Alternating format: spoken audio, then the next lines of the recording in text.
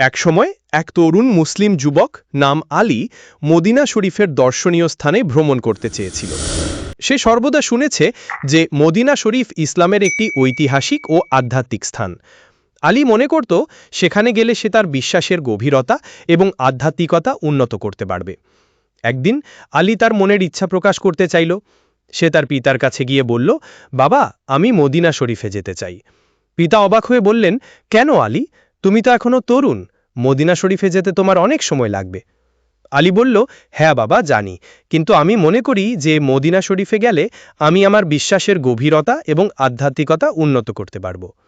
পিতা আলীর ইচ্ছাকে সম্মান করলেন এবং তাকে মদিনা শরীফে যাওয়ার জন্য প্রস্তুত হতে সাহায্য করলেন। আলী তার যাত্রার জন্য প্রয়োজনীয় জিনিসপত্র প্রস্তুত করলেন এবং তার পিতার কাছে দোয়া ও আশীর্বাদ নিয়ে যাত্রা শুরু করলেন। যাত্রাটি দীর্ঘ এবং ক্লান্তিকর ছিল, কিন্তু আলী কখনোই হতাশ হয়নি। সে তার পথে বিভিন্ন স্থানে থামলেন এবং বিভিন্ন ব্যক্তির সাথে কথা বললেন। তাদের মধ্যে কেউ কেউ মদিনা শরীফের দর্শনীয় স্থানগুলি সম্পর্কে জ্ঞান ও অভিজ্ঞতার কথা আলীর সাথে ভাগ করলেন। এই জ্ঞান ও অভিজ্ঞতা আলীকে মদিনা শরীফের সম্পর্কে আরও জানতে এবং বুঝতে সাহায্য করলেন। শেষ পর্যন্ত আলী মদিনা শরীফে পৌঁছলেন। সে মসজিদে নববীতে গিয়ে সালাত আদায় করলেন। আলীর মনের গভীরতা এবং আধ্যাত্মিকতা আরও উন্নত হল। সে মদিনা শরীফের ঐতিহাসিক ও আধ্যাত্মিক স্থানগুলি ভ্রমণ করলেন এবং সেই স্থানগুলি সম্পর্কে আরও জ্ঞান ও অভিজ্ঞতা অর্জন করলেন। মদিনা শরীফের ভ্রমণের শেষে আলী তার বিশ্বাস ও আধ্যাত্মিকতার উন্নতির জন্য ধন্যবাদ জানালেন।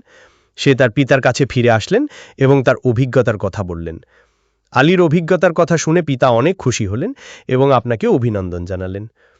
মদিনা শরীফের ভ্রমণের অভিজ্ঞতার জন্য আলী তার বিশ্বাস ও আধ্যাত্মিকতার উন্নতির জন্য কাজ করতে শুরু করলেন। সে তার জ্ঞান ও অভিজ্ঞতার মাধ্যমে বিভিন্ন ব্যক্তিকে সাহায্য করলেন।